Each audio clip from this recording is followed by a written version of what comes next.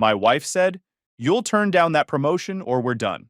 So I accepted the job, filed for divorce, and watched her lose her mind. Sup, Reddit. I need you to grab some popcorn because this is about to get interesting. My wife thought she could control my life choices and threaten me. Well, she was dead wrong. Here I am, 32 male, sitting in my new empty apartment. 3 weeks ago, I got the call every railroad guy dreams about. Yard supervisor position with BNSF Railway at their main Denver hub. Not just any supervisor job. This was the fast track to train master, eventually division superintendent if I played my cards right. The money was stupid good. $78,000 base salary. But with guaranteed overtime, we're talking $120,000 plus. Probably pushing $140,000 with holiday pay and hazard bonuses. Full benefits, railroad retirement, and a pension that actually means something. This was generational money. The kind that sets your kids up for college and lets you actually retire. I've been married to Andrea for 6 years. She's 29, works part-time at a dental office, making $18 an hour when she shows up. Always complaining about wanting a bigger house, nicer car, vacations that don't involve camping at my buddy's lake cabin. This job would solve every financial problem we'd ever had. Been working as a conductor for 8 years, grinding freight lines through Iowa and Nebraska. Long hours, terrible weather, dangerous work most people don't have the guts for. But I've been building toward this. Getting off the trains, making real money behind a desk instead of freezing my butt off. When I got home Tuesday evening, I was pumped. Everything I'd worked for since high school, when I chose making money over accumulating debt, studying liberal arts nonsense. Years of proving myself and building a reputation as a guy who gets stuff done. The regional supervisor specifically requested me out of hundreds who wanted it. Andrea was watching some reality TV garbage, glass in hand. She gave me that bored look she'd perfected, the same one for telemarketers or door-to-door salesmen. I launched into the whole thing. The call, promotion, opportunity. Probably sounded like a kid who'd just made varsity, but I didn't care. This was huge. Her response? "That's nice, babe. Can you grab me the chips? And maybe open another bottle while you're up?" Didn't mute the TV. Didn't put down her drink. Didn't pretend to care about the biggest moment of my career. I stood there processing whether she'd actually heard me. I tried again, slower this time, like explaining quantum physics to a golden retriever. What this meant financially. How this was the break I'd worked toward my whole adult life. How we could finally afford all the stuff she constantly complained about not having. That's when she finally looked at me and asked the question, "When do you start looking for something local?" I laughed because I thought she was confused. This was the job, Andrea. Denver was only 6 hours from our Nebraska town. But she was dead serious, with that entitled expression she got when reality didn't conform to her expectations. "You're not actually thinking about taking this, are you?" Just like that, the excitement drained from the room. What happened next was a 4-hour argument that went nowhere, except it taught me exactly who I'd married. Andrea made her position clear. This wasn't happening. Not the job, not the move, not even discussing it like adults. She had her life here, and that was apparently sacred. Let me paint you a picture of her life here.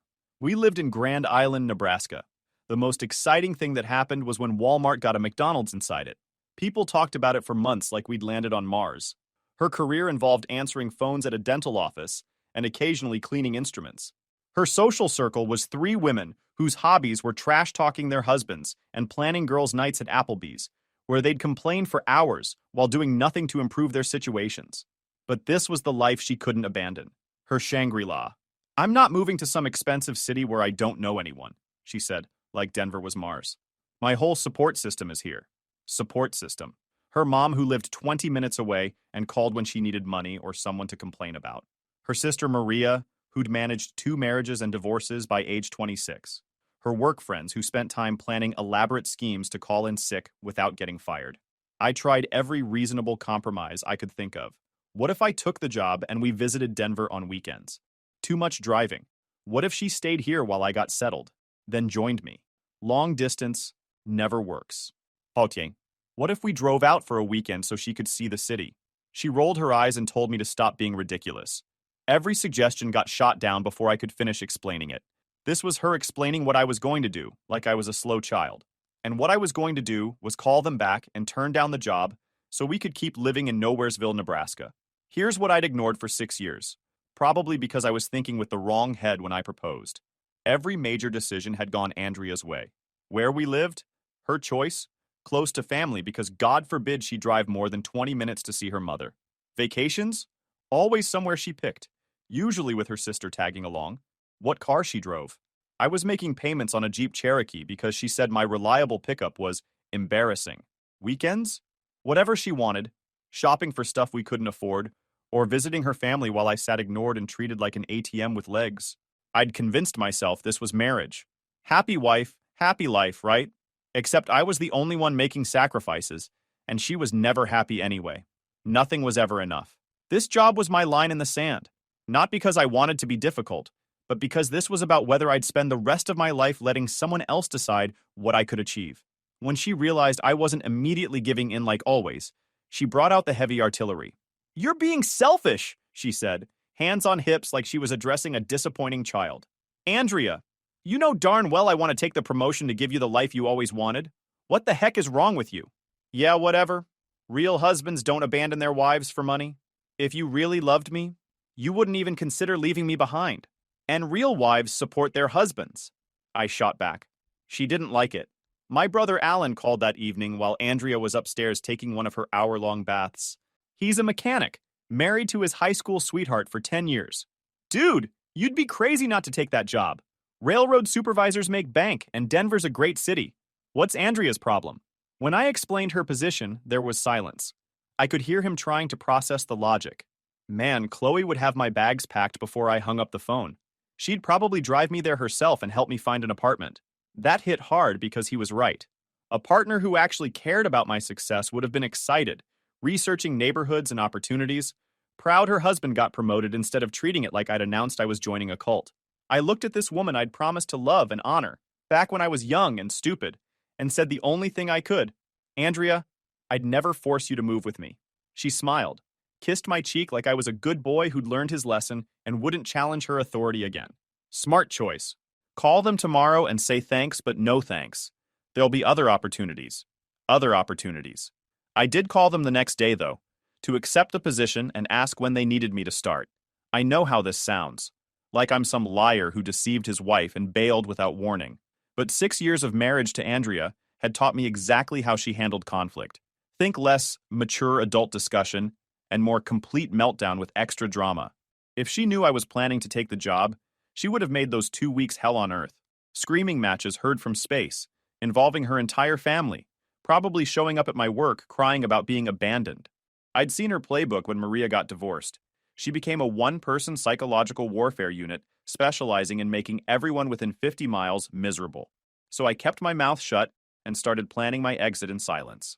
The first thing I did was talk to my buddy Mike from work. Mike's been divorced twice, so he knows the drill for protecting yourself financially. We grabbed drinks after shift, and I laid out the situation. "Dude, you need to document everything before you make a move," he said. "Bank statements, asset lists, photos of what's yours versus hers. Divorce lawyers are expensive, but getting screwed in court is more expensive. Trust me, I've got the scars." Mike was right. I'd been supporting Andrea's lifestyle for years, while she spent money like she had a printing press in the basement. If this went sideways, and with Andrea, everything eventually went sideways, I needed proof. I quietly opened my own checking account at a different bank and started moving my paychecks there. But I didn't just move money. I spent 2 weeks photographing every bill, receipt, bank statement from the past 3 years. Everything with my name showing exactly who'd been funding our lifestyle. We'd always kept separate accounts anyway because Andrea didn't want me monitoring her spending, which was fine considering her idea of money management was buying whatever she wanted. The company was incredibly generous with relocation. Full moving expenses, temporary housing for a month, help finding a permanent place. All I had to do was give them a start date. I picked a Monday when Andrea would be at her sister's for their weekly girls' day. Sorting through 6 years of marriage was weird. I made detailed lists of mine, hers, and ours. I was more than fair, probably too fair, but I wanted to sleep at night knowing I hadn't screwed her over even though she'd spent 6 years screwing me over financially and emotionally. Living room furniture we'd bought together, left it. Bedroom set I'd paid for but we'd both used, left it. The 60-inch TV I'd bought for football season, left it too. I took my clothes, tools, fishing gear, personal stuff, and the paid-off pickup in my name. Everything else could stay with her. The hardest part was writing the letter. How do you explain to someone you've been married to for 6 years that you're disappearing? 15 drafts later, I explained that I'd accepted the position, meant what I said about not forcing her to move, that rent was paid through month end, and that I'd filed for legal separation to protect us both financially. I left it on the kitchen counter with my house key, a $3,000 cashier's check for her expenses, and a business card for a reputable divorce attorney. Not mine, but someone who could represent her fairly. Even angry, I wasn't leaving her completely hanging. The movers were professionals. Showed up at 8 a.m. sharp, had my stuff packed and loaded in 4 hours. I'd marked everything with blue tape so they knew what to grab. Standing in that house one last time, looking at empty spaces where my stuff used to be, I felt something I hadn't expected. Relief, for the first time in years. And it felt incredible. My phone started going crazy around 3 p.m. that Monday, right when Andrea would have gotten back from her sister's and discovered half the furniture was gone, with a legal separation notice sitting on the kitchen counter. I was at a truck stop outside Denver, watching notifications pile up. What the heck is happening? Where are you? Call me right now. You freaking coward, answer your phone. This is not legal, you can't just take my stuff. My stuff. Everything was hers when convenient, but bills were never her responsibility. The calls came in waves, each probably more unhinged than the last. Every ring, I could picture her pacing around like a caged animal, looking for something else to blame me for. I let them all go to voicemail. After about 30 missed calls in 2 hours, I sent one text. I told you I wouldn't force you to move. The lawyer will contact you about the separation paperwork. The rent is paid through month end. Good luck. Then I blocked her number, which should have been the end of it, but wasn't. My first day at the new job was everything I'd hoped for. The rail yard was massive, organized, and run by people who actually knew what they were doing. My new boss, Tom, was a 25-year railroad veteran who'd worked his way up from conductor like me, so he understood the work. During lunch, he laid out a career path that could have me making 6 figures within 2 years if I kept my nose clean and work ethic strong. Good supervisors are hard to find, Tom said. You come recommended from people I trust, so don't make me look stupid. I won't, sir. I appreciate the opportunity.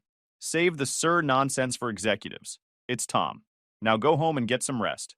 Tomorrow we start.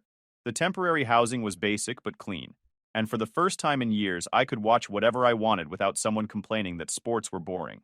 The shit show was waiting that evening, though, because Andrea had found ways around the blocked number.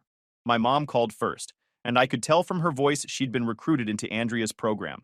Dennis, Andrea is hysterical. Maria called me crying, saying you just abandoned them both. What's going on? Them both. Like I'd been married to Maria too. Mom, I got promoted to railroad supervisor in Denver. Andrea refused to even consider moving with me, so I took the job anyway. Well, you can't just leave your wife behind, Dennis. That's not how marriage works. Yeah, but apparently being expected to turn down career opportunities to keep your wife comfortable in a dead-end town was exactly how marriage worked. Maria called next, and this conversation was a real treat. Dennis, you're being a complete jerk. Andrea is devastated. She's been crying for 6 hours straight. Maria, I offered every compromise I could think of. She shot down every single suggestion. Because you were being unreasonable. You can't expect her to just uproot her entire life for your job. Right. Her part-time job and weekly Applebee's trips with women who had nothing better to do than complain about their marriages. The life apparently more valuable than a $120,000 railroad career. You're the husband, Dennis. You're supposed to take care of her. I hung up. Mike called around 9 p.m. with a heads up that made my day both better and worse. Dude, Andrea's been calling everyone at the yard, trying to get them to convince you to come back. She told Joe you had some kind of mental breakdown and made an irrational decision. She's also telling people you cleaned out your joint savings account and left her with nothing. We didn't have a joint savings account. I had a savings account I'd been putting money into for 3 years, while she spent every penny on clothes and restaurants and drinks. But Andrea had never been one to let facts get in the way of a good victim story. Oh, and she asked me for your new address. Said she needed to send you some important paperwork. Don't give it to her. Chill, bro, I wasn't planning on it. But heads up, she's not taking this well. No kidding, Mike. Thanks for the update. Day 3 brought a phone call from my father-in-law, Bob, a man who'd spent 6 years treating me like some kind of inconvenience his daughter had to put up with. Dennis, what you've done is unforgivable. You've destroyed my daughter. The woman was 29 years old with a job and a paid-up house. Bob, I accepted a promotion. Andrea chose not to support that decision. Support it? You expected her to abandon everything for your selfishness. This railroad job isn't even real career advancement, Dennis. It's just more blue-collar work with fancier titles. That hit me wrong, and I could feel my temper rising. Bob had spent his entire career as an insurance salesman, never made more than $40,000 in his best year, but somehow he was qualified to judge my career choices. Bob, I'll be making more money in my first year than you've ever made in any single year of your entire career. There was a pause, and I could practically hear his brain trying to process that information. Well, money isn't everything, Dennis. Family is what matters. You're absolutely right, which is why it's so disappointing that your daughter doesn't consider me family enough to support my career. He hung up on me. By the end of my first week, Andrea had decided to take her one-woman victim show to social media. Maria had been sending Mike screenshots of Andrea's Facebook posts, and holy cow, she was going for gold in the Victim Olympics while competing for most delusional human on the internet. When you support a man through his struggling years, only to be abandoned the moment he gets a promotion. Ladies, remember, if he'll leave you for a job, he was never committed to the marriage. Abandoned wife. The post had 50 comments, mostly from her friends and family, calling me everything from a narcissist to a sociopath who'd used Andrea for emotional support and dumped her when I didn't need her anymore. These were people who'd known me for years, who'd been to our house. But Andrea's victim story was apparently more compelling than their own experiences with me, because people love drama more than truth. Then came posts with photos. Pictures of our empty bedroom with the caption, "This is what till death do us part" looks like to some people. 6 years down the drain, because money matters more than love. A photo of her crying with the caption, "When you realize 6 years meant nothing to the person you thought you'd grow old with." And my personal favorite, if anyone knows any good divorce lawyers who work on contingency, please message me. Also looking for recommendations for private investigators, because something doesn't add up about this job offer. The delusion was reaching levels that should probably be studied by psychologists. Mike forwarded me a screenshot from the local railroad workers' Facebook group, where Maria had posted on Andrea's behalf. "My sister's husband just abandoned her for a fake supervisor job in Denver. Can anyone confirm if BNSF actually hires people this way, or if this is some kind of scam? We're starting to think he's having an affair and made up this whole story to cover it up. A fake job. An affair. Interesting. They were so committed to the villain narrative rather than admit Andrea has handled this like a spoiled child. 3 people from the railroad group actually contacted Mike to confirm that yes, BNSF does hire supervisors, and no, it's not a scam. But facts weren't the point anymore. The most ridiculous development came when I got a Facebook message from Andrea's cousin Amy, who I'd met maybe twice in 6 years, making her an expert on absolutely nothing related to this situation. Dennis, I think you should know that Andrea is planning to drive to Denver to work things out with you. She's been talking about getting a hotel room and staying until you come to your senses. I thought you deserved a heads up because, honestly, she's not acting rational about this. And great. So now I had to worry about her showing up at my work or housing to cause a scene that would probably end up on YouTube under "Crazy Wife Confronts Husband at Railroad Yard. Gone wrong." I forwarded the message to Tom and explained the situation, expecting him to be concerned about workplace drama. "Here's the thing, Dennis," he said when I knocked on his office door. "I could tell you not to worry about it, but you seem like a guy who thinks ahead. So let's think ahead together." He pulled out a notepad and started writing. "Security knows your situation now. If she shows up, they'll handle it professionally but firmly. I'm documenting this conversation so there's a paper trail if we need it later. And here's the number for our employee assistance program. They deal with this more than you'd think." He looked up from his notes. "You came here to do a job, and you're doing it well. Don't let personal drama derail that. Smart men prepare for problems before they happen." That evening, I got a call from Alan with an update. It was both hilarious and disturbing. "Dude, Andrea showed up at Mom's house today with a whole presentation about why you're making a mistake. Had freaking pie charts and everything, showing how much more expensive it is to live in Denver versus Nebraska. Pie charts. She'd made actual pie charts. Mom was polite, but she told me afterward that Andrea seemed genuinely unhinged. She kept saying you'd had some kind of personality change and that the real Dennis would never abandon his family. She also asked Mom if she thought you might be on drugs. The guy who'd spent 6 years putting Andrea's comfort ahead of his own ambitions, working overtime to pay for her shopping sprees and drinking habits, never once asking her to sacrifice anything for his benefit or their future together. Yeah, that Dennis was gone. And good riddance to him. Oh, and she left a folder of printed emails at Mom's house. Something about evidence that you've been planning this for months. Mom threw it away, but she said it was just screenshots of you researching Denver apartments and job listings. The woman had completely lost her mind, and apparently she was taking a scenic route through crazy town. 3 weeks into my new job, I was leaving the rail yard around 6 p.m. when I saw her. Andrea was standing next to my pickup truck in the employee parking lot. Her hair done up like she was going to prom, makeup that could probably be seen from space, wearing this dress way too fancy and way too tight. This was Andrea's win him back look, and it was both pathetic and terrifying. "We need to talk," she said, like she had any right to demand my time. "No, we don't.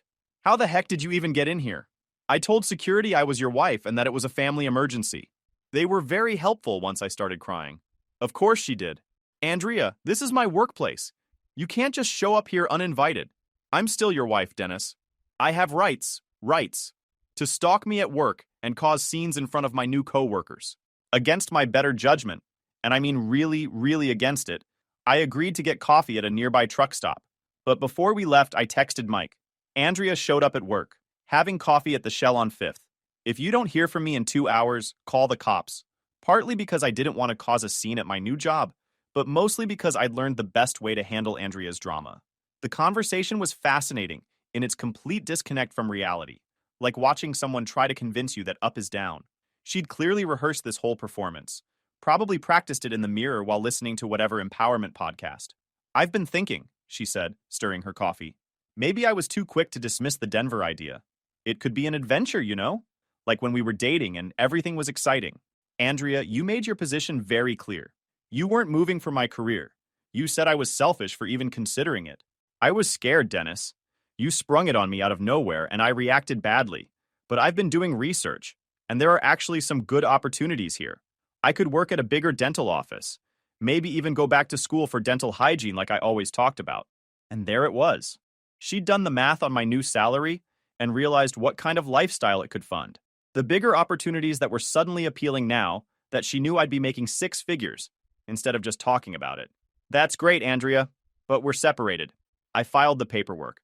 Her face went through about 6 different emotions in 2 seconds before settling on that wounded look she'd perfected over the years. Separated? Dennis, people don't just separate over job disagreements. Marriage means working through problems together. You didn't want to work through anything. You wanted me to turn down the promotion and stay in Nebraska so you wouldn't have to leave your comfort zone. That's when she dropped the bomb that explained everything about the last 6 years and probably saved me from wasting the next 60. "I was testing you, Dennis. I wanted to see if you'd choose me over money, if you really loved me enough to sacrifice for our marriage." 6 years of marriage, and she was still playing high school relationship games like we were teenagers. When I didn't cave to her ultimatum like I always had before, her whole world fell apart. "Andrea, adults don't test each other. They support each other. They communicate." What followed was 20 minutes of her cycling through every manipulation technique. I'd seen this before, so I just sat back and let her run through it while I drank my coffee. First came the guilt. "I've supported you through everything, Dennis. I was there when you were just a conductor making $45,000, when you were working terrible hours and coming home exhausted. I could have left you then, but I didn't." I just nodded and said, "You're right. Those were tough years." Then the anger came. "You're just like every other man. The minute you make decent money, you forget about the woman who stood by you. You probably already have some Denver woman picked out to replace me with." Again, I stayed calm. "I understand you're upset, but personal attacks aren't going to help either of us figure this out." The bargaining came next. "We could try the long-distance thing for a while, see how it works out." "That's an idea," I said. Space. Now she wanted space, after spending 6 years making sure I never made any decision without her approval. When none of that worked, she tried playing victim. "Do you know what this has done to my reputation? Everyone in town knows you left me. I can't even go to the grocery store without people staring and whispering. My own mother asked me what I did to drive you away. Like it was some mystery instead of the obvious result of years of unsupportive behavior and manipulation." Finally, when all else failed, she played her nuclear option. The one I'd been expecting since the moment she showed up. "Fine. If you want to throw away our marriage for this job, then you owe me compensation for the years I invested in us." "I owe you what?" "Alimony. Spousal support. Whatever you want to call it. I gave up 6 years of my life for this marriage. I could have been building my own career, dating other people, traveling, living my life. Supported my career by working part-time and spending every penny I made. I want half your pension, half your railroad retirement benefits, and $2,000 a month in spousal support until I can get back on my feet." I pulled out my phone and opened a folder labeled Financial Records. scrolled through bank statements, payment histories, tax documents, all organized and time-stamped. Andrea, I've been documenting our finances for 3 years. Would you like to see what percentage of our household expenses you've covered versus what I've covered? She looked confused, like this wasn't going according to her script. Because I can show you exactly how much you've contributed to our joint financial goals, what your employment history looks like, and what Nebraska Family Court typically awards in situations like ours. And it's not what you're asking for. I kept my voice calm, like I was discussing the weather. And if you don't agree to that voluntarily, I'll take you to court and make sure everyone knows exactly what kind of man you really are. Andrea, you're not getting half my pension or spousal support. Then I'll sue you for everything you're worth. My lawyer says I have a good case for abandonment and emotional distress. I reached into my wallet and pulled out a business card, slid it across the table to her. That's the lawyer I researched for you. She's good, she's fair, and she'll give you realistic expectations about what you can actually get. I stood up and put a 20 on the table for both our coffees. And Andrea, I've been documenting everything since the day I got the job offer. If you want to make this ugly, that's your choice. But I came prepared for that possibility too. She stood up then, knocking her chair back loud enough that half the truck stop turned to look at us. You'll regret this, Dennis. When you're sitting alone in your apartment eating frozen dinners and working ridiculous hours for people who don't give a darn about you, you'll realize what you lost. I already know what I lost. Someone who thought marriage meant I existed to fund her lifestyle while she contributed nothing. I'm actually pretty happy with that trade. She stormed out, but not before trying one last manipulation. Your mother was right about you. She said you'd always been selfish and that I was too good for you. My mother. The woman who taught me the value of hard work and self-reliance. Yeah, she definitely thought I was selfish for taking a promotion. Sweetheart, my mother threw away your evidence and told you to stop coming to her house. But sure, let's pretend she's on your side. The look on her face was worth the 8 hours of driving she'd wasted to come here. That confrontation at the truck stop was 6 weeks ago. And honestly, it was the closure I didn't know I needed. Seeing Andrea in full manipulation mode, cycling through every guilt trip and power play in her arsenal like she was working through a manual, just confirmed I'd made the right choice and probably saved myself decades of misery. But the story doesn't end there, because Andrea's capacity for self-destruction apparently knows no bounds, and she was just getting warmed up for the real stuff. First, she drove back to Nebraska and tried to turn our separation into some kind of community cause. Posted on every local Facebook group about how railroad companies were destroying families by requiring workers to relocate for promotions. Started a petition to keep Nebraska families together that got exactly 12 signatures before people realized it was complete nonsense. The petition was actually hilarious. I had Mike screenshot it before it got taken down. The whole thing read like it had been written by someone who'd never had a real job and didn't understand how careers worked in the adult world. Then she decided to take her victim tour to the Nebraska Department of Labor, filing a formal complaint that BNSF was engaging in discriminatory hiring practices by requiring supervisors to work at their main facilities instead of letting them work remotely from whatever small town their wives preferred. The complaint got dismissed within a week, but not before she'd wasted state employees' time with her delusions about how employment law worked. According to Mike, Andrea also tried to get a job at the bank where my mom works part-time. Apparently, she thought having a family connection would help her case when the divorce proceedings started. The bank manager took one look at her employment history. 6 different jobs in 4 years, multiple unexplained absences, and a habit of calling in sick on Mondays that was so consistent you could set your calendar by it, and politely suggested she look elsewhere. She's now working at a call center for $12 an hour. The job involves getting yelled at by angry customers all day, which is probably good practice for her next marriage. She's also living with her sister Maria, who's apparently getting tired of funding her legal fantasies and emotional meltdowns. Maria called Alan last week to see how Dennis was doing, which was really code for find out if he's willing to come back so Andrea will stop being my burden. Alan's response was beautiful. Dennis is doing great, making more money than he's ever made, living in a city that has restaurants and culture. He's basically living his best life while Andrea is working at a call center and sleeping on her sister's couch. How do you think that's going to work out? The divorce papers got served 3 weeks ago, and Andrea's lawyer sent me a settlement demand that was so ridiculous, I had to frame it and hang it in my kitchen as a conversation piece. She wanted half my pension, half my railroad benefits, the pickup truck, spousal support of $3,500 a month for at least 5 years while she rebuilds her career. And get this, damages for emotional distress and loss of future earning potential. Her career, at the call center, making $12 an hour. The career she was apparently going to rebuild into something worth $3,500 a month in support payments. The loss of future earning potential was my favorite part. According to her lawyer's logic, being married to me had somehow prevented her from achieving her full professional potential, which was apparently much higher than working part-time at a dental office for 6 years. My lawyer's response was a professional way of saying, go pound sand. Nebraska's alimony laws don't favor housewives who worked part-time by choice, while their husbands paid all the bills. We sent Andrea's legal team bank statements showing that I'd paid 90% of our living expenses for 6 years, while she spent her paychecks on whatever caught her attention on any given day. The really fun part was when her lawyer tried to argue that Andrea deserved credit for emotional support and household management. My lawyer's response included photographs of our house during the separation, showing dishes piled in the sink, laundry scattered everywhere, and empty bottles lined up on the counter like trophies. Emotional support and household management. Right. Meanwhile, my actual life has gotten really better, to the point where I sometimes feel guilty about how good things are going. Found a great apartment near downtown Denver, with a view of the mountains that cost less than what I was paying for that rental house in Nebraska. The apartment has amenities I didn't even know existed. A gym, a pool, a business center, and decent neighbors.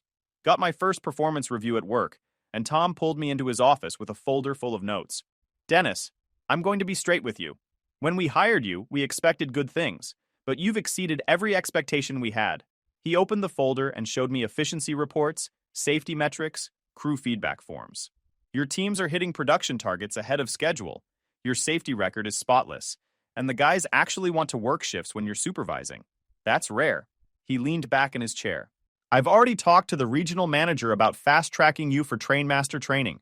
If you keep this up, you'll be making 6 figures before your second anniversary here. The overtime was real and substantial, and my first monthly paycheck was more than I used to make in 6 weeks back in Nebraska. But more than the money, I was finally working somewhere that recognized competence and rewarded performance instead of just expecting you to be grateful for having a job. Started dating too. Her name's Sarah, she's a dispatcher for the railroad. And when I told her about getting the promotion, her response was, "That's amazing. Denver's such a cool city. I bet you're excited about the opportunities here." She actually has her own career goals and her own life, which means she doesn't need me to be her entire entertainment system and financial support. The funniest part of all this happened last week when my mom called with news from the old neighborhood. Dennis, I ran into Andrea at the grocery store yesterday. She looked terrible. She tried to corner me by the produce section to talk about how you'd abandoned your responsibilities as a husband. What did you tell her? I told her that if she ever showed up at my house again, I'd call the police and have her arrested. I love my mom.